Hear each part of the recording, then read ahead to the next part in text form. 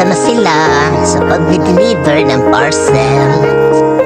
Ayan, magandang araw sa inyong lahat, mga kamamis. Ayan, ang mag-ina ko ay mag-deliver ng parcel. Ayan, papunta sila sa pag-deliver ng parcel. Ayan, go lang sa inyong mag-ina. Thank you so much sa suporta.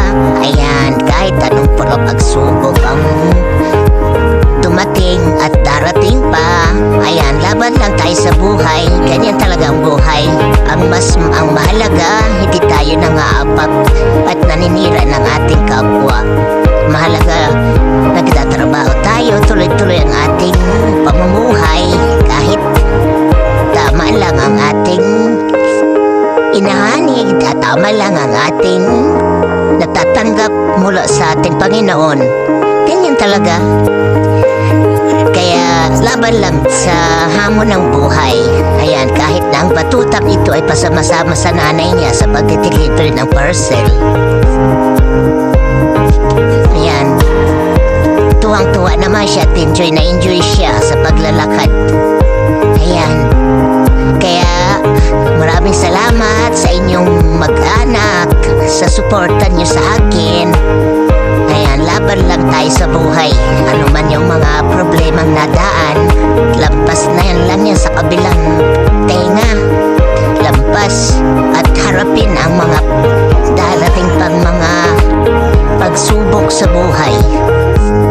Kaya hanggat nabubuhay tayo at mahiram tayong buhay sa Panginoon, kailangan gamitin natin sa maayos at gamitin sa makabuluhang bagay na ikaasinso ng buhay natin.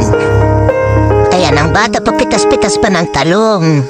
Hoy, batuta, ano bang ginagawa mo dyan? Ha?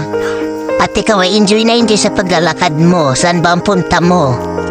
Nakakatuwa yung bata na yan, guys. Alam nyo, marunong na rin siyang mag-sale ha, mag-online selling. Pag ako'y tumatawag sa kanya, guys.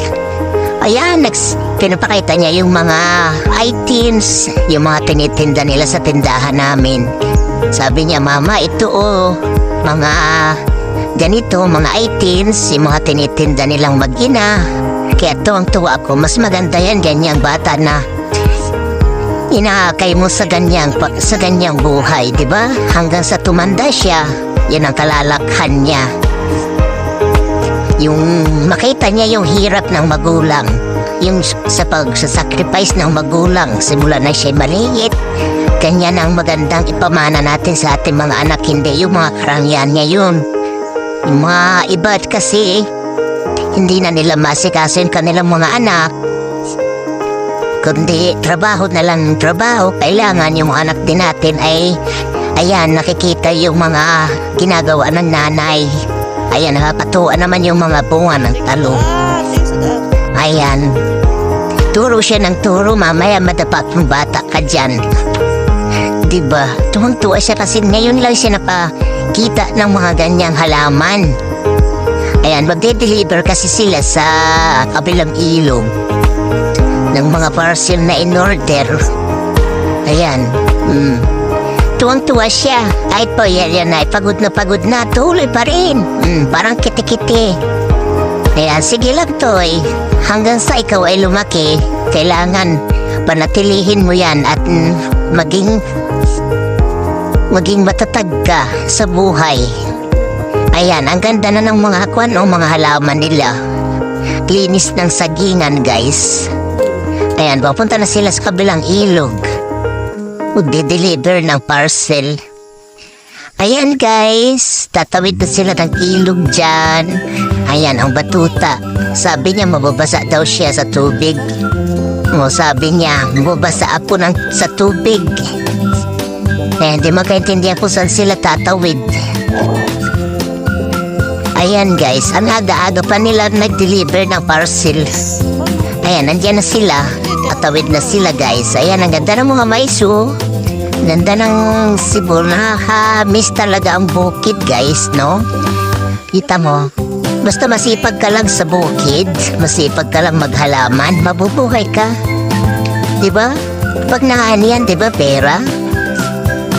Kahit pagod at pawis ang inaabot sa paghahalaman, at least marangal na trabaho yan, o. Ayan, o, namumuti na sila guys ng sili nila, o. Ang daming bunga. Ayan, shout out kay boss. Siya raw sa magpipitas ng sili. Ayan. Kay Boss Rick. Ayan, shout out sa iyo. Ang daming bunga ng sili nila guys, o. Oh, ang dami, oh. Mashallah. God bless sa halaman. Nakakatuwa naman, anong daming bunga.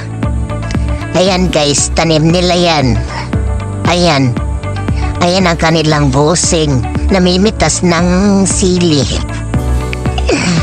Nakakatuwa, ang daming bunga. Ang lapad ng kanilang bukid. Nakakatuwa naman. Grabe yung sili, oh. Talagang nanlawit-lawit ang bunga, guys. Kita mo yan, oh. Ang dami na nilang naputi.